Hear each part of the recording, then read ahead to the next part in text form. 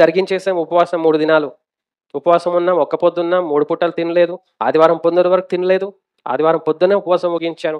3 దినాలు మందిరంలో గడిపాను. ఏం మార్పు కలిగింది నీ జీవితంలో? నీ హృదయంలో, నీ మనస్సులో ఏం మార్పు కలిగింది? ఏం విధానాలు మారాయి? ఏమి ఉద్దేశాలు మారినాయి మీ జీవితాల్లో? అంటే ఏమి లేదు. ఎప్పటి సంది అట్లనే ఉన్నాం. ఎప్పుడులాగానే ఉన్నాం. కాకపోతే మా బిడ్డ పెళ్లి జరిగింది. మాకొక కొత్త ఇల్లు ఇచ్చిండు దేవుడు. పిల్లలు మంచిగా ఉద్యోగాలు దొరికినాయి. ఇవి మార్పులు. ఇవి కాదండి. ఇవి బయట అందరికీ జరుగుతాయి.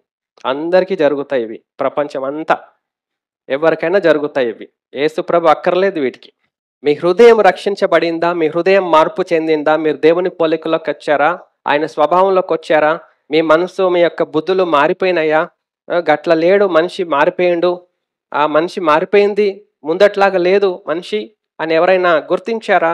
మీరు గుర్తించుకున్నారా? అది నిజమైన దేవుని యొక్క విడుదల ఉపవాసం చేసేటప్పుడు.